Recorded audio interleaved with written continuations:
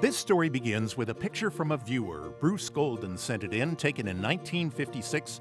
There he is between his mom and granddad at the zoo, along with a bronze statue of a gorilla. Famous gorilla named Mbongo, and here he is. And can I just say that when Mbongo and another gorilla named Ngagi came to San Diego in the 1930s, it was pretty sensational. Well, you have to remember, all we knew about great apes was what we saw in movies and in our imagination.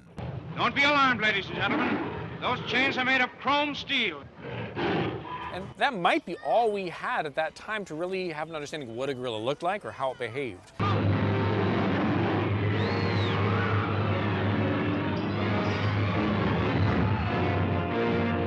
Transport myself back to the 1930s, what information we had available versus now come see one in the flesh.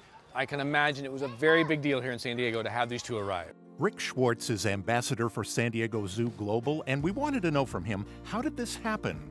How did great apes so far away and full of mystery and myth 90 years ago end up at our zoo? He says Belle Benchley, who was back in the 1930s the director of the San Diego Zoo, and then only woman zoo director in the world, by the way, got in touch with a family in Africa that had acquired them. And she convinced them that as they grow up, they're going to be harder for them to have around their home there in Kenya. So she convinced them to have them come here to the San Diego Zoo.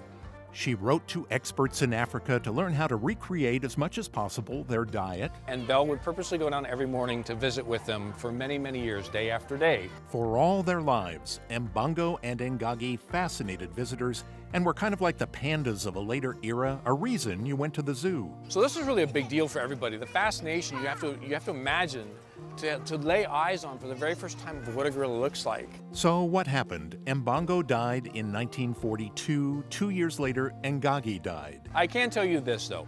One of the gorillas did end up as stuffed at one of the museums here in San Diego. Another one, I believe, went to Los Angeles to the Natural History Museum up there. In San Diego, at the then Museum of Man, up until it was removed a few years ago, countless thousands of museum visitors did see stuffed what the great ape Mbongo looked like in real life.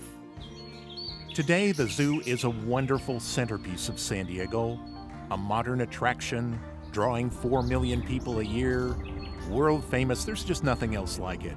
And there, in the gorilla habitat, are the great apes. Still one of the most popular exhibits, the fascination remains. And if you notice, just as you go into the zoo through the main entrance, you're greeted by a couple of sculptures in bronze. If you look closely, you'll see they are Ngagi and Mbongo, still in a sense at the zoo after so many years and countless thousands of photographs. Kind of appropriate. As they're sort of founding members of what San Diego Zoo is all about. And very much a part of history about San Diego.